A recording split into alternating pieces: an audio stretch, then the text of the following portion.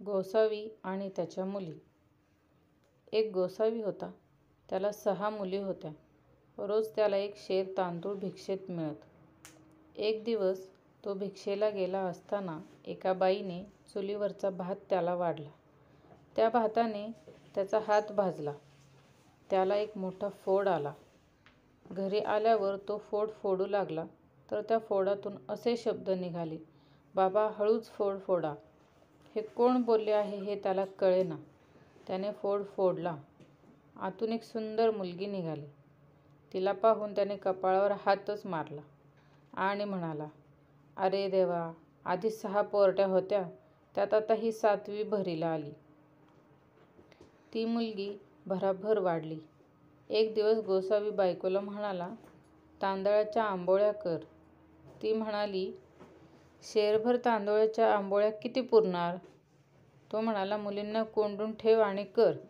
असे तो म्हणाला. मुलींना कोंडून ठेवून आई आंबोळ्या करायला लागली. त्यापैकी एका मुलीला परसाकडे जायचे होते. तिला आईने बाहेर काढले. तिने आंबोळी पाहिली. ती खाऊन गेली. तिने दुसऱ्या मुलींना सांगितले. दुसरी तसेच निमित्त करून आली. दुसरी आंबोळी खाऊन गेली. मग तिसरी, चौथी असे करता करता 7ही आंबोळ्या संपल्या. उरलेल्या थोड्या पिठात कोंडा व राख घालून आईने 2 आंबोळ्या केल्या. गोसावी जेवायला बसला. एकच आंबोळी, तीही अशी बेचव, असे पाहून त्याला राग आला. मुलींनी आंबोळ्या खाल्ल्या हे ऐकून तर तो फारच संतापला. "कार्ट्यांना टाकतो नेऊन रानात."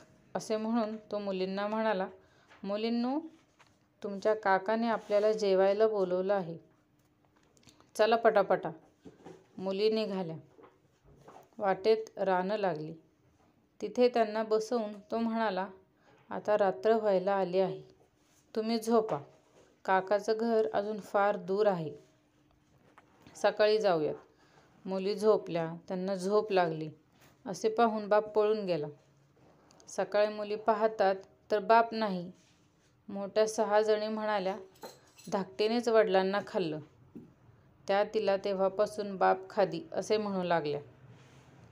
त्या 6 जणी तिला मागे ठेवून चालू लागल्या, पण ती तशीच त्यांच्या मागे धावली.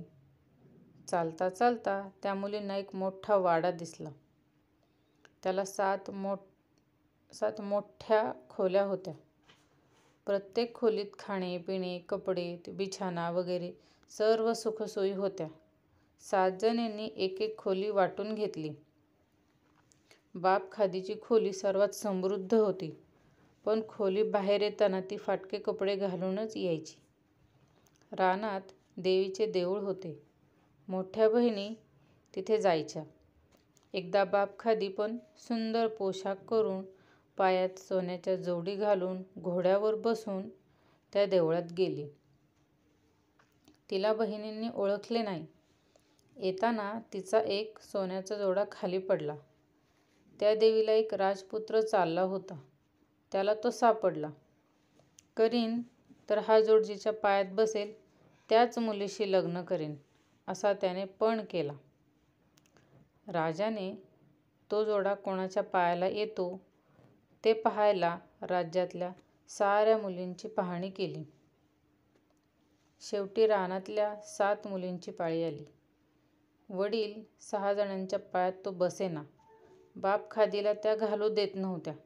फाटके कपडे घालणारीच्या पायात कशाचा हा जोडा बसणार, असे त्या म्हणाल्या. पण राजाची आज्ञा होती, प्रत्येक मुलीच्या पायात जोडा घालून पाहायचा. अशी त्यामुळे बाप खादीच्या पायात तो घातला गेला. जोडा कसा सुंदर बसला. एवढेच नाही तर त्याच्या जोडीचा दुसरा जोडाही तिच्या जवळच मिळाला. तिचे लग्न राजपुत्राशी झाले. तिच्या बहिणींनीही त्याच्याशीच लग्न करायचा हेका धरला. 7 बायकांना घेऊन तो राहू लागला. पुढे तो राजा झाला. एकदा त्याला दूर गावी समुद्रातून जायचे होते. त्यावेळी बाप खादीला मूल व्हायचे होते. ती गरोदर होती. जाताना त्याने तिच्या 6 बहिणींना म्हटले की हिची काळजी घ्या. हिला मुलगा झाला तर माझ्या जहाजावर सोन्याच्या मोहरांचा पाऊस पडेल आणि मुलगी झाली तर चांदीचा पडेल. तो गेला आणि बाप खादीला मुलगा झाला. त्या मुलाला या दुष्ट बहिणींनी सावरीच्या झाडाखाली जिवंत पुरले. तिच्याजवळ वरवंटा ठेवला. त्या तिला म्हणाल्या, तुला वरवंटा झालाय. तिला सारे माहीत होते, पण ती काही बोलली नाही.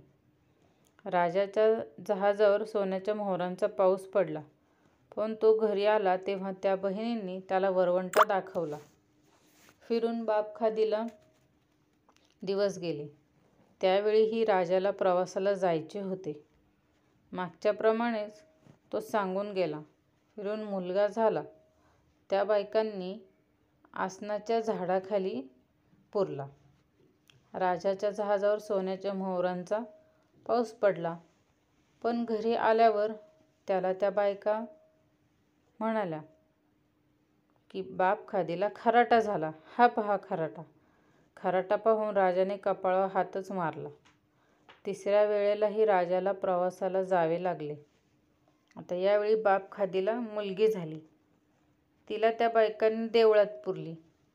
राजाच्या जहाजावर चांदीच्या रुपयांचा पाऊस पडला. घरी आल्यावर बायकांनी केरसुणी झाली असे सांगितले. आता राजा फारच संतापला. त्यांनी बाप खादीला अंधार कोठडीत कोंडून ठेवले. इकडे ही तीनही मुले जिवंत होऊन जमिनीतून वर आली. सावरीच्या झाडाखालचा सावऱ्या, आसनाखालचा आसन्या आणि देवळातील देवी एकत्र झाली.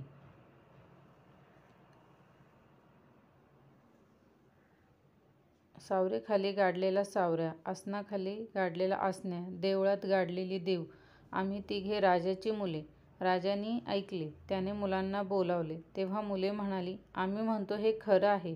खरं आहे. खोटं वाटत असेल तर अंधार कोठडीतल्या बाप खादीला बाहेर काढा. तिची आम्ही मुले आहोत. याचा पडताळा घ्यायचा असेल तर तिच्यात आणि आमच्यात 7 लोखंडाचे पडदे ठेवा आणि बघा काय होतं ते. राजाने बाप खादीला बाहेर काढले. मुलांच्या व तिच्यामध्ये 7 लोखंडी पडदे लावले. पण काय चमत्कार! तिच्या छातीतून दुधाचे फवारे निघाले. दुधाच्या धारा 7 पडदे पार करून त्या 3ही मुलांच्या तोंडात पडल्या. ते पाहून राजाची खात्री झाली की ती आपलीच मुले आहेत. बाप खादीच्या 6 बहिणींचे नाक व कान कापून गाढवावर बसवून त्यांना हाकलून दिले. गाढवे जोरात पळू लागले. त्या म्हणाल्या, गाढवांना हळू चाला. गाढवे म्हणाले, करायचं काय? कर्म केलं तुम्ही आणि भोगावं लागतंय आम्हाला. नाहीतर कशाला तुमचं ओझं घेऊन पळावं लागलं असतं. राजा आणि बाप खादी व त्यांची मुले आनंदात राहू लागली. धन्यवाद.